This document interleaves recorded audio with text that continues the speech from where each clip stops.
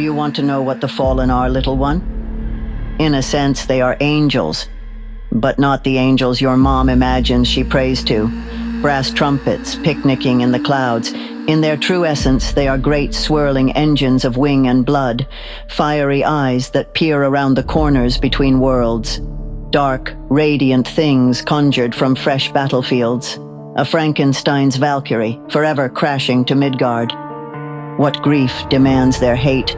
What vast cannibal hunger? Welcome to the Fallen Cycle Mythos Fiction Podcast.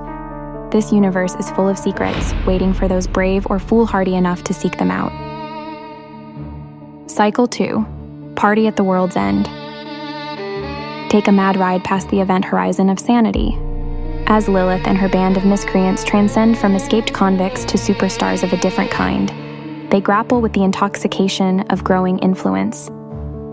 This is the story of those fallen who walk amongst us in a universe where 2012 went a bit differently, and hints of the world that is to come. Discover more about the Fallen Cycle mythos, including comics, novels, setting lore, and an RPG currently in development at fallencycle.com. And for our discussion and actual play exploration of RPG system and setting, visit modernmythology.net. This podcast contains adult themes and may induce psychosis. And now on with the show. Season 5. Chapter 10. The Revelation of Flesh. 2011. Let us sit on the ground and tell sad stories about the death of kings. Shakespeare. I was in a grocery store with Stella, and I think I was awake. I think this was real now. I'm not dreaming? I can't tell anymore. I'm here, and I'm always going to be here. Agent 888 in aisle 8. I pace in an aisle and try to ignore that Play-Doh smell, still clinging to my headboard made of cheap plaster and wood, a head lined with wires buzzing zzz as the moments pull like taffy between eager children fingers. The meat of my body tenses, a canvas stretched over a framework of ancient calcium and phosphorus. Bzzzt. Pig hearts quietly wrapped in cellophane. Bzzzt. Electrical current running through us all. I can feel the weight of the atmosphere, the pressure of miles of air and radio waves and Wi-Fi signals pressing down on my chest. I can't breathe in here, you assholes! I scream, but no one responds. The pig hearts are all pulsating in unison with my own pig heart, convulsing in the encaged crevasse of my chest. A woman grabs her child close and they rush past this crazy bag of meat and bones that hasn't shaved in a week, oscillating neurotic frequencies in a medium of thin air. I gasp and reach out for Stella's reassuring hand, but now I can't find it and my hand just hangs out there, awkward and useless. I'm alone. She's in aisle 9 looking at cat food. Should we get the pine stuff? She asked, really too far away for me to respond conversationally. I grunt and lurch sideways, my hand still sticking out at an odd angle, as if I was a statue or Frankenstein's monster coming to life. Imagine you're at a party and you realize that you just took the proverbial one shot too many, and you're trying to hide it from everyone and act like you're really okay and not about to puke all over yourself, piss down your leg, or fall over. You have to get out. No, I yelled. She looked at me and shrugged. We can't flush the clay stuff is all. This isn't about fucking groceries, I mumbled, pushing the sounds clumsily past a tongue gone thick and limp. All my life I have denied the truth. High tide is coming. The established rules are a 404 prison camps, the grim meat hook, future forever. It's the end of everything, but not. It's like, fuck. I have to get out of here. I lurched toward the checkout aisles. Stella followed behind, a crate full of nonsense tucked under her arm. cat litter, deodorant, pens, lighters, a stick of butter, celery, milk, and chocolate syrup. I had to start breathing through my mouth. Wasn't getting enough air. Oxygen is sanity, and there isn't enough. I nodded at the guy ringing up my groceries and figured it would pass. Can you imagine how sickly and false my smile looked, forcing a crack through my weathered skull? But the checkout guy didn't even notice. A secret reality, the secret glory. The truth is already written, but men do not what? I couldn't remember. The madness came in waves. I gripped the counter harder. Boy, I said, wearing a forced rictus smile. Pine cat litter sure is expensive, huh? Another wave washed over me and I rode it straight out the door. I knocked a shelf over. Hundreds of cans of Campbell's soup slammed to the floor and rolled around, tugged at by eddies of my madness. I leaped, rolled through the automatic doors, and came to my feet in an all-out run. They wouldn't take me alive. By this time, Stella could see something was wrong. I stopped, back bent, and arched over my caved-in chest, panting and retching. Her fingers tightened around mine, and she asked me what had happened, so I told her. Though how could I really explain? When I got into the car, I was having a hard time breathing properly, and I felt my pulse racing again. Let it happen. You can't fight it. Let it happen. The words kept repeating in my head, slowly at first, but then faster and faster until it was just a meaningless stream of consonants and vowels, a babbling brook of broken glass and suffocated dreams. Everything got dark and far away. The brook froze and then shattered. Bliss. It slammed into my every warm cell, coming at the same time, and I threw my head back with a terrific ah as I realized that it was perfectly okay. Everything.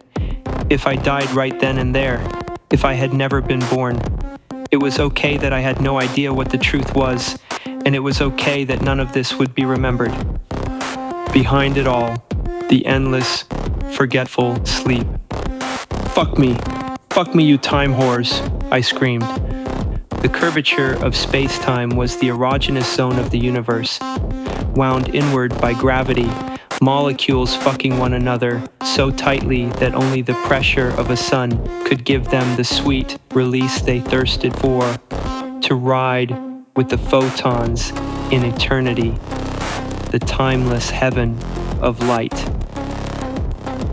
Helium, hydrogen, deuterium, I wailed, bucking around under my seatbelt like an astronaut, blasting into outer space.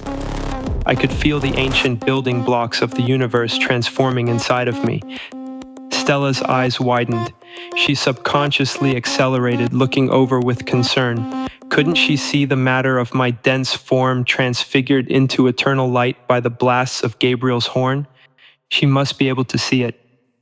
I just figured out how the universe works, I gasped. But I can't tell you. I have to let it go. This is a test. I told her that sometimes I feel like I'm going to tear myself apart, trying to hold on, trying to figure it out, solve the puzzle. And now, right now, is a free fall with the kinetic force of a 2-ton vehicle traveling at 60 miles an hour before you're staring dumbly at your arm, snapped sideways in its socket, and whose blood is that warm and puddling in your lap? Coming and coming and coming, my eyes roll back in my head. Dead, I'm already dead. Oh God, Stella, coming. I can see the cells of my head, phosphorescent, then putrefying, the minerals in my bones and teeth seeping into the earth, carried by rainwater and gravity and wind, moving across the planet, blown into the atmosphere dead. I've been dead for a millennia already, my mycelial parts spreading spiderweb, fractal-like through the universe forever until another spark. Life comes again and flickers off again so quickly. My eyes opened, baby new and fresh, tiny universes waiting to be born. We were sitting in the parking lot and Stella was sobbing. I had been speaking gibberish for what must have been hours in her time. I felt nothing at that moment except the afterglow from having been everything.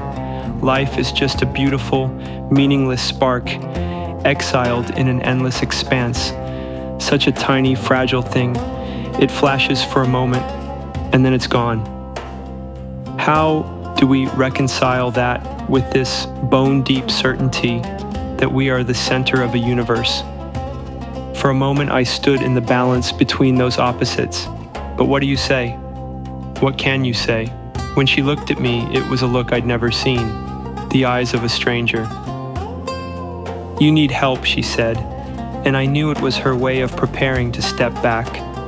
She didn't say it then, wouldn't and couldn't say it then, but it was her way of saying that something had changed, that she had seen how fucked up I really am under the surface for a long time now, but she just couldn't hide it anymore, and she'd stick around a while, because that's what good people do.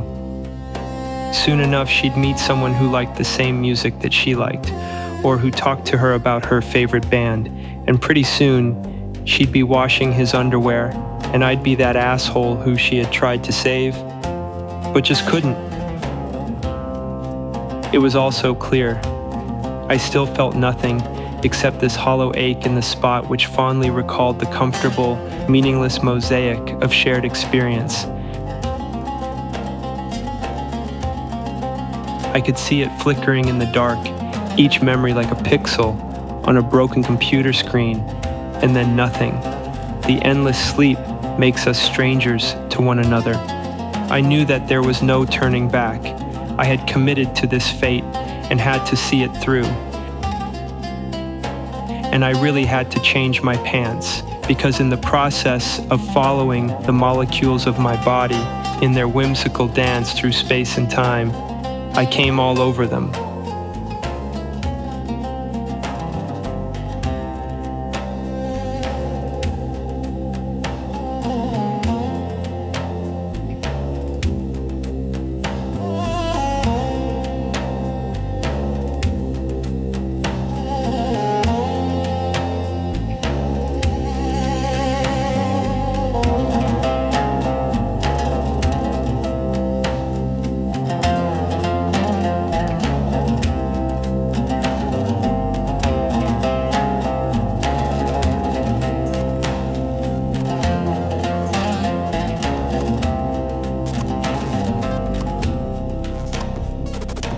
How can you trace the spiral of your life back to its point of origin? You may spin around in that darkness, but you'll just knock your head on the pots hanging over the sink. You're in the void, boy, and she's thirsty for you. Lock your doors, it ain't gonna matter. Up your drains, she comin' then, slink into your bed. Like a spider, she gonna climb out of that hole in the night. She'll get her parts in you. And the worst part is, you'll almost like it at first. But what in fuck am I talking about? She left. Big surprise. Whether it was a self-fulfilling prophecy or whether it was just meant to be, it was a month later, almost to the day. A fittingly maudlin but quiet parting. The sky was overcast. It was drizzling. And she pulled out in our car. Okay, admittedly, it was her car to begin with, but it was also my only form of transportation. She was the only one with a steady income at this point. So I figured I had a month, maybe 2, before the eviction process really got underway. First thing, before I put on my clothes, before I showered, why bother? I picked up the phone and I called Bradley. I am on to you, you deranged fucker, or are you on to me? Either way, I'm ready. Oh, is that how it is now? How long since the missus pulled out of the driveway? I didn't bother to guess how he'd figured that out, and grunted an affirmative. I still felt nothing. Well, I felt ready to die, but like a soldier is ready to die, not like a lovelorn fuck-up, living on borrowed time. I looked through the nearly empty fridge, rummaging for something to quell my gurgling stomach. Milk. Eggs. That'll do. Our test of mall security showed me a few things, he said. Our test? Yeah, you took one for the team. Now it's time for the real op. I drank half the milk carton before I realized it had gone bad. A chunk of congealed milk stuck in my throat like stale semen. And my God, how did I know that anyway? I swallowed with a wince, ready to do my duty for God and country. You're really starting to scare me, Bradley said. All right, this time we call in the bomb threat before anyone shows up. Maximum chaos, maximum fun. All the agents will roll in dressed like Santa Claus, a giant fucking parade. One of you crucified on a giant $sign. Isn't it early for Christmas? Yeah. Well, they say Christmas comes earlier every year, right? Sure, I said. I threw out the milk. Glug, glug, glug. It shuddered in my hands like a prom queen puking up a gutful of tequila and cake. They'll think it's a prank. Boy cried wolf, right? He said. Right, but in reality it'll be... I trailed off, eyes unfocused. It'll just be that, a crazy reality art prank. I knew with absolute certainty that he was lying.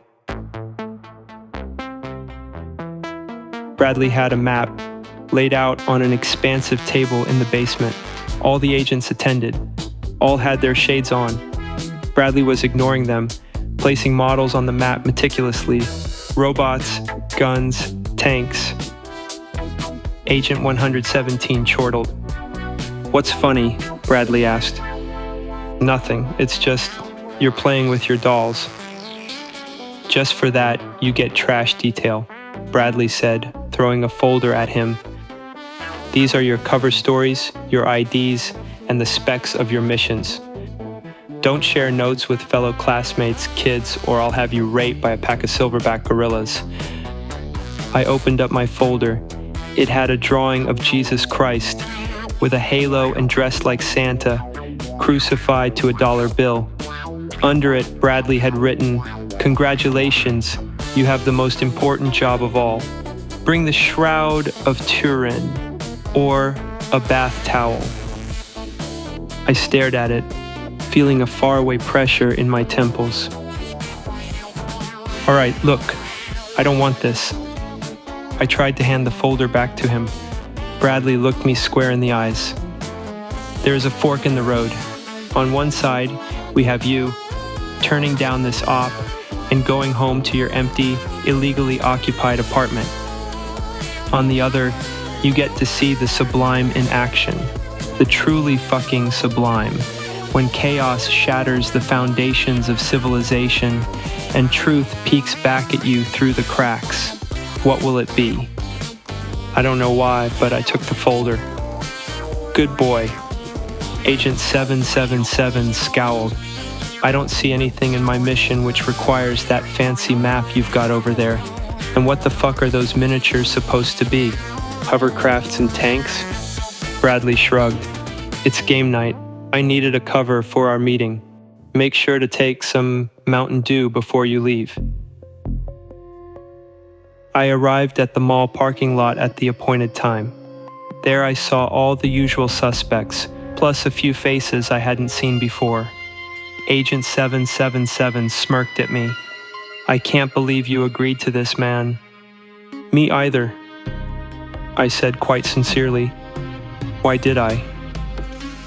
When the hood went over my head, I realized it was a bit late to be asking myself that question. There was no turning back. We so often make ourselves complicit in others' designs, a passive bystander in our own lives. We'll even let ourselves be tied to a giant $sign, dressed like Santa Christ, apparently. I wonder when it's all over, will I talk about how Bradley used me? No, I have to accept my role in my life. Somehow. Hands were moving over my arms and feet now, securing and testing the straps. Hey, guys, I asked, my voice muffled under the hood. Do you need to make it so tight? Does it matter?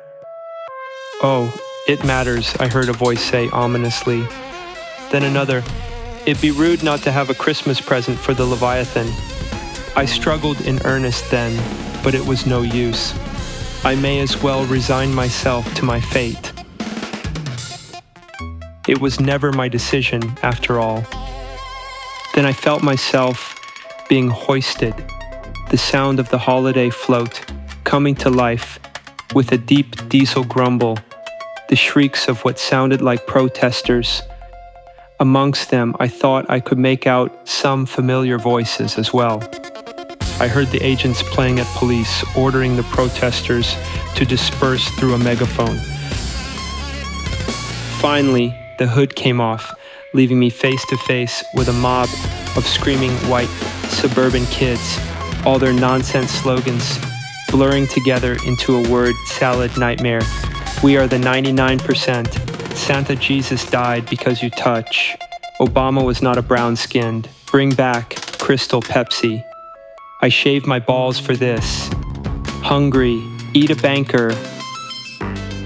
Christmas Wonderland blasted from the police loudspeakers, drowning out the protesters' gibberish. A bristling line of cops rolled into their midst as fake snow drifted down from above. Agent 777 winked at me from under his riot gear, right before laying out one of the protesters with his nightclub. Fists and sticks connected with human bodies, and once the chaos had reached its peak, even the protesters were brawling with one another. At that point, most of the familiar faces slipped from the scene, leaving a bloody, shrieking mess for the real police when they finally arrived in response to another bomb threat at the KOP Mall. And there I was, their Christmas lamb wrapped with a bow.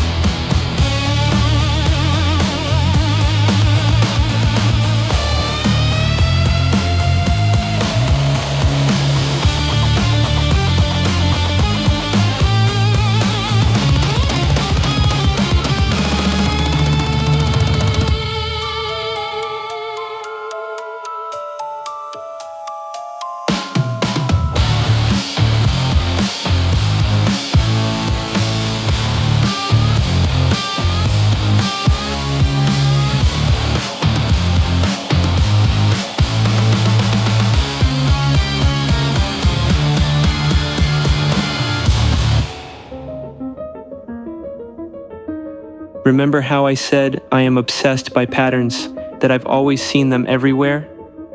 Patterns are the glue holding our universe together. Let me see if I can explain it another way. It might seem that the shortest distance between 2 points is a straight line.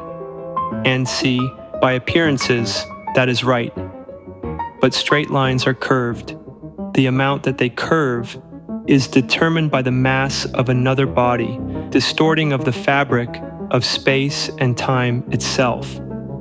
When Bradley passed through my life, my course was irrevocably changed. When Stella left, there were no other bodies exerting enough gravity to keep me in a neat, orderly orbit.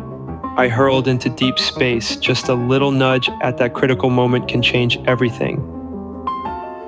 I looked for patterns and clung to them so tightly because I was afraid of the chaos. Now it all unravels, unspooling around me like intestines floating in water, sweet slippery tendrils scrubbed clean by the alkaline. Nothing matters. And it's okay. It may as well be okay. 30 years looking for meaning in news clippings, the scent of the flowers or garbage I just walked by, my dreams, numbers, patterns. Only now do I realize nothing holds me anywhere. All bonds are illusion. For now, I continue with the role, a patsy for a fictional art crime. The situation, a lifetime in a cage. The motivation, I am Richard II in his cell, praying that the cosmic weight of thought alone can sustain him in the dark womb. I can see that now. There is nothing here but a mask. A year I've been locked up here, years to rot away, but no more tale to tell. What part of nothing don't we understand?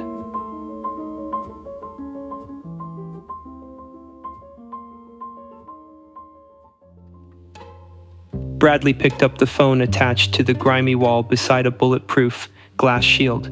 Fluorescent lights flickered overhead. I sat on the other side, feeling fractured. A flash of sympathy seemed to twinkle in his eye and disappeared just as quickly. It had to be you. Nothing personal, he said. I felt the confines of my reality drawn and quartered. Fuck you, man. Jesus. Fuck you. Why did you do it? A sacrifice had to be made. You understand ritual, don't you? Don't patronize me. We need the chaos to instigate change, he said, like that explained anything. As in surgery, an action should be done clearly, directly, and with lucidity. Ordo ab chao, order through chaos. That made me deserve this, I asked. Come off it, Your Majesty. We don't deserve to be sucked off or shot or starve. We didn't deserve to be born. It fucking happened. Deal with it. But if you want to pin yourself with some complicity, then here you go. Every t-shirt you ever bought, every collectible lunchbox or bobblehead or piece of memorabilia, every porno you ever watched since the time you first learned to masturbate, every raunchy microwave burrito you purchased from the 7-Eleven. You willingly participated in this deception, and for that, you may as well be guilty. So before you judge me for what I chose to do, please realize that your shtick was ineffective and banal. I am productive and effective. I'm sorry that it leaves you on that side of the glass and me on this side. But that's how it is, and how it will always be. And then he hung up the phone and walked out of my life forever. The phone rang. One last op, Bradley said. The voice on the other end reached for a mentholated cigarette from the pocket on the vest of his t-shirt. Bradley could hear it rustle, then the crisp inhale. Bradley, listen. I told you. You're spun. None of this is even real, man. It's in your head. I think you should probably stop entertaining your paranoid delusions and try to actually get help, he said. Bradley laughed. Don't you remember? Don't you see? You've been one of us all along. Agent 888 took a deep breath and sighed, insinuating his displeasure. One last op, and you're done, Bradley said, before tossing his phone in the trash as he strolled past. So many Agent 888s, so little time. That concludes Season 5 of the Fallen Cycle Mythos podcast. I hope you've enjoyed it as much as we've enjoyed making it. Stay tuned for the conclusion to Party at the World's End in Season 6 of this podcast, Summer 2026. And of course, explore our site and tell your friends. Party at the World's End was written by James Curcio. Thanks to JF Stackhouse and Nate Sampsell for collaborating on early drafts of this story.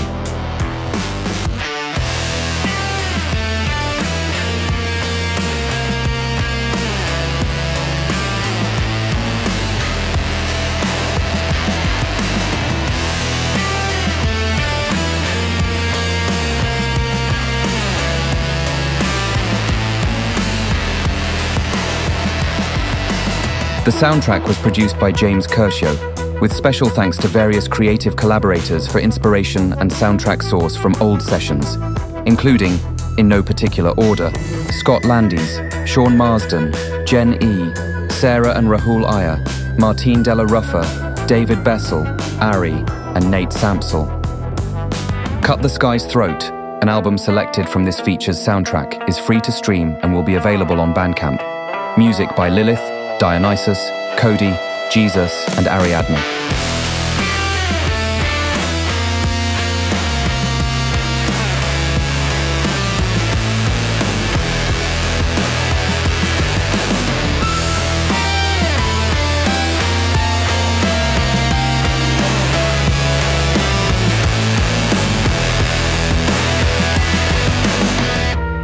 A statement on the use of neural networks is available on our website for those curious about how we do, and don't, use these technologies. This podcast is Creative Commons 3.0, Attribution, Share and Share Alike, Non-Commercial Use.